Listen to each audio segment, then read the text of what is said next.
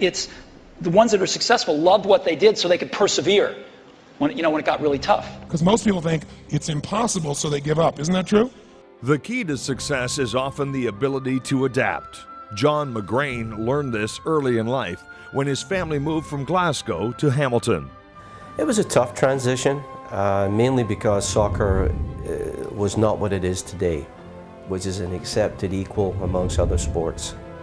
When I went to public school, it was a very difficult transition for me. Everybody was playing football and baseball, so I ended up trying all those different things, and I quite enjoyed them.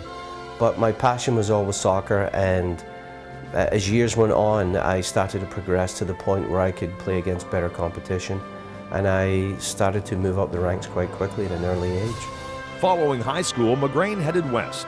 He attended Simon Fraser University and won a national championship. His success translated into a roster spot on the '76 Canadian Olympic team.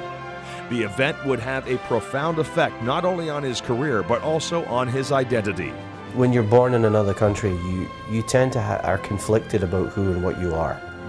You become more Canadian than you think, and you don't realize that until you go back to your home country and realize that people look at you differently because you've changed. And when I went to play for Canada, there was a point where I wasn't quite sure what I was, but when I walked into the Olympic Stadium during the opening ceremonies, and there was 80,000 people cheering us on, it brought a lump in my throat, and I think it was at that moment that I really knew what I was and where I was and what I wanted to be.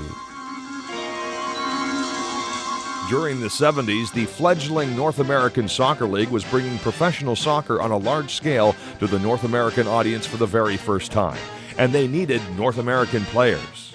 I was scouted during the Olympic program by a number of teams in the North American Soccer League, and two in particular. One was Tampa Bay Rowdies, and the other one was the Los Angeles Aztecs. Now Tampa Bay offered more money, but I wanted to play with my boyhood hero, which was George Best. And so I took less money to go to LA, and it was the best move I ever made. George Best was a maestro with the ball, and as fun as he was on the field, he was even funner off of it. With Elton John as an owner and the Fifth Beatle as the team superstar, it was not uncommon for the Aztecs to have celebrities hanging around the pitch. For McGrane, it couldn't get any better. He was living on Redondo Beach, rubbing shoulders with the stars and getting paid. Everything was going great, except one thing. He wasn't playing. McGrane knew he would have to adapt and change positions in order to stay with the team. I played my whole life as a forward, and when I got to Los Angeles, I was sitting on the bench for the first 10 games of the season. And I realized with the wealth of talent that they had, that I didn't see myself really breaking in.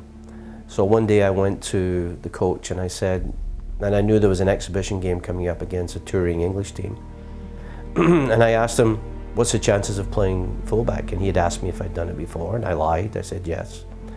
And so he said, okay. He says, next week we're playing against Chelsea, and I'll put you in at right fullback, and we'll see how you do.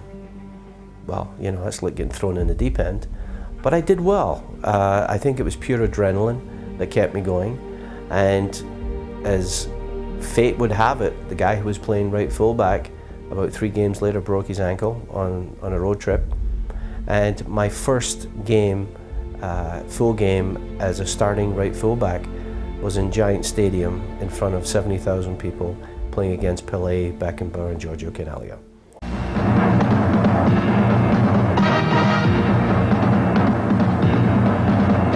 Following the Aztecs, McGrane played for 4 more years, suiting up for Montreal, Chicago and Minnesota. But even before he was finished playing, his focus began to shift. I had always wanted to open up an indoor sports complex, a soccer complex in my hometown.